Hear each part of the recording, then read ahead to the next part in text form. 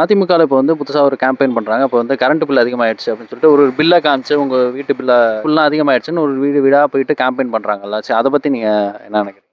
அதாவது அவங்க வந்து இப்போ புதுசா ஒரு இத ஆரம்பிச்சிருக்காங்க. என்ன அப்படின்னாக்கா, திமுக அரசுல வந்து இப்போ வந்து கரண்ட் பில் அதிகமா போயிடுச்சு. நீங்க வாங்குற பாலுல உயர்ந்து போச்சு. வாங்குற கேஸ்ல வந்து விலையெல்லாம் உயர்ந்து போச்சு. நீங்க மின் கட்டணம் உயர்ந்து போச்சு. வாடகை உயர்ந்து போச்சு அப்படின்னு சொல்லிட்டு, ஒரு பில்ல கொண்டு வந்து காட்டிக்கிட்டே ஒவ்வொரு வீட்லயா உட்காந்து சொல்லிக்கிட்டு இருக்காங்க. அந்த வீட்லயே நான் சொல்றேன். யாரு அதிமுககாரவங்க நீங்க போறீங்களோ, அந்த வீட்ல உட்காந்து கேளுங்க.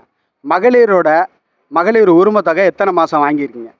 அங்க இருக்கிற முதியோர பார்த்து, எத்தன மாசமா நீங்க முதியோர் உதவித்தொகை வாங்கியிருக்கீங்கன்னு கேளுங்க.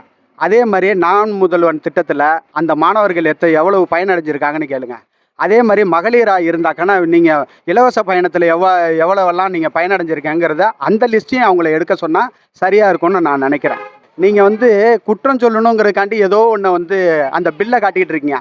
அதே மாரி பில்லு காட்டுற மாரி எங்களுடைய ஆட்சியில உள்ள நல்லதையும் கேட்டு தெரிஞ்சுக்கங்க. ஏன்னா இந்த ஆட்சி வந்தாலும் சரி, எந்த ஆட்சி வந்தாலும் சரி, கரண்ட் பில்லு ஒரு யூனிட்டுக்கு இவ்வளவு தான் உயரணுங்கிறது உயர்த்திக்கிட்டு தான் இருக்கிறாங்க. இந்த பால் விலை போன வருஷத்துக்கு முந்தின வருஷம் பால் லிட்டருக்கு ஒரு 10 பைசா, 20 பைசா இது வந்து கடந்த முறையோட அதிகரிச்சுக்கிட்டு தான் வருமே தவிர குறையாது. இப்போ ஒரு மனிதனுக்கு வயசு எப்படி? குறைஞ்சிக்கிட்டே வரதில்ல. கூடிக்கிட்டு தானே வருது. அது மாதிரி தான். ஒவ்வொரு பொருளுமே ஒரு முடிஞ்ச அளவுக்கு அந்த அரசு கட்டுப்பாட்டுல ஓரளவுக்கு வச்சிருக்கோம்.